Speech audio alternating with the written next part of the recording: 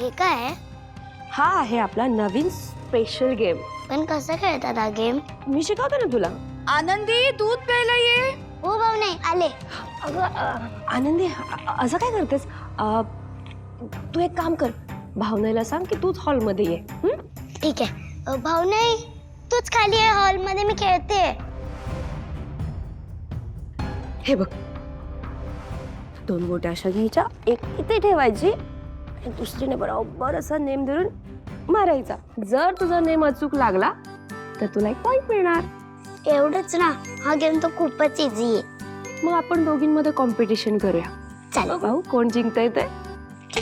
तू एक काम करतो, डब्बा आहे ना तिथे ठेवू नये. हा आणि हो, हा स्पेशल गेम आहे आपला, कोणाला सांगायचं नाही, सिक्रेट. ठेवून आले.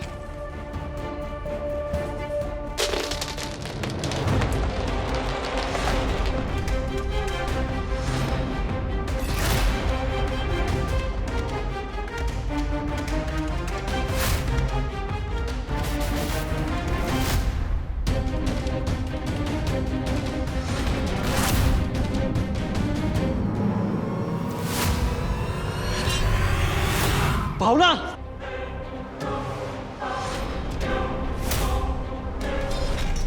तू बस बस ये. सावकाश. बस शांतपणे. अहो मला खरं खरं सांग, तू ठीक आहेस ना? तुला काही झालं नाही ना? अहो हो सिद्धिराज, मी अगदी बरी आहे, काही नाही झालं.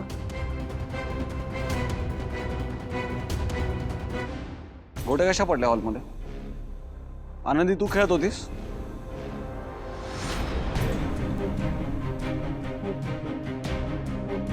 मी काय विचारतोय तुला? अहो तिने नसेल केलं काही, चुकून झालं असेल ना. भावनाईला बाळ होणार आहे की नाही आता?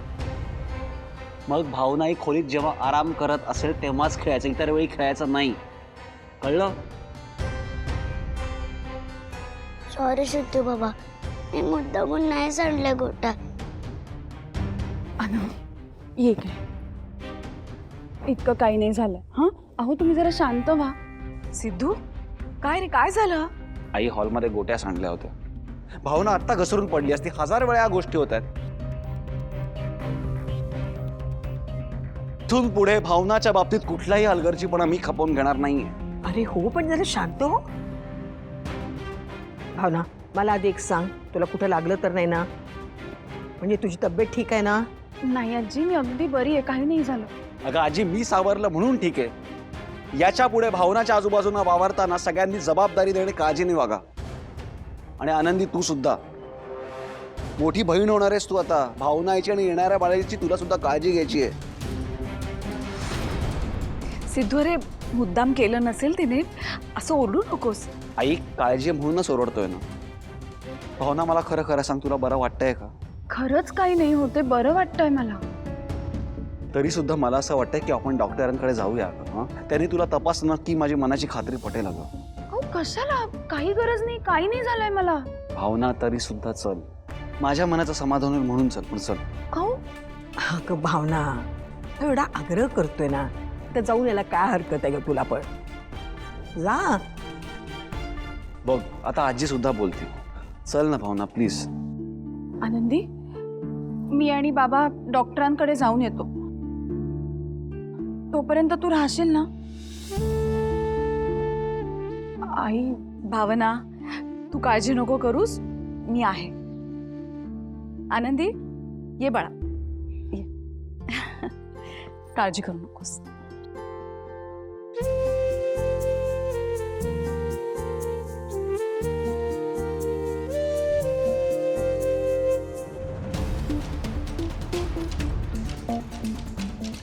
की आनंदी एक लहान आहे, पण तुम्हाला लक्ष देता आलं नाही. आजी, मी काय मुद्दामून नाही केलं, मी खरंच सांगते, माझं लक्षच नव्हतं. बस, तुमचं काय चाललंय ना हे तुमचं तुम्हालाच माहित. आई अंबाबाई, बाळाला काही होऊ नये एवढीच प्रार्थना आहे.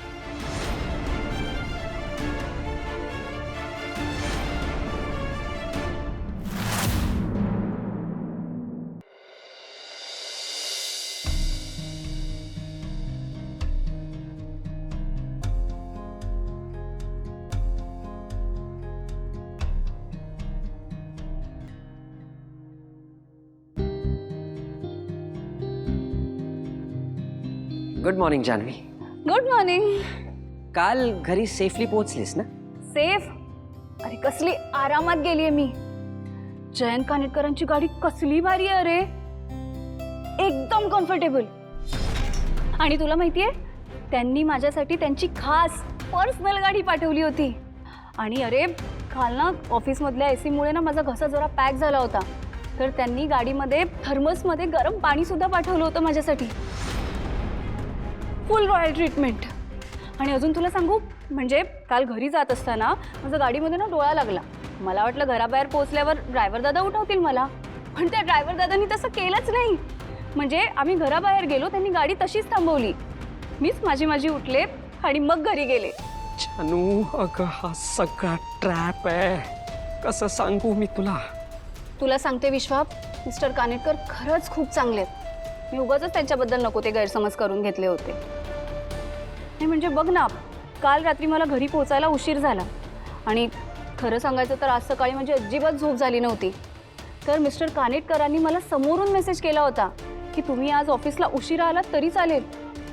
आता ते एवढं करतायत आपल्यासाठी, तर मी असं करून कसं चालेल, म्हणून मी पण माझी वेळेतच आले. उगाच कशाला ना त्यांच्याकडून एवढे फेवर घ्या. पण बघ ना, आजकालच्या काळात कोण करतंय एम्प्लॉईजसाठी एवढं. एक गोष्ट आहे, पण मिस्टर कानेटकरांना माझी नक्कीच खूप काळजी आहे. आणि एम्प्लॉईजसाठी केवढं करतात ते. नाही तर आजकालचे बॉस इतके पर्टिक्युलर असतात, इतके सेल्फिश असतात की फक्त एम्प्लॉईजना राबवून घेतात. पण मिस्टर कानेटकर ते अजिबात असे नाही आहेत. आणि म्हणूनच ते इतके सक्सेसफुल आहेत. बरं मी काय म्हणतो जान्हवी, आजची तुझी टू डू लिस्ट काय? नाही म्हणजे काम जर तुझं लवकर संपलं तर आपण एखादी कॉफी प्यायला जाऊ शकतो ना? म्हणजे तशी फार कामं नाही आहेत अरे मला. पण तुला माहितीये का, मिस्टर कानेटकर ना उद्याची कामं ही आजच पूर्ण करतात. आणि मी सुद्धा तसंच करायचं ठरवलंय. बघ विश्वा, तुझ्याशी गप्पा मारायच्या नादात मी एक महत्वाची गोष्ट विसरले. तू थांब, मी आलेच.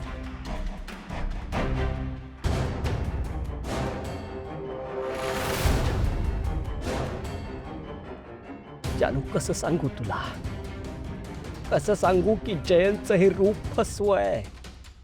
आता काहीही झालं तरी त्याचं खरं रूप मला तुझ्या समोर आणावंच लागेल.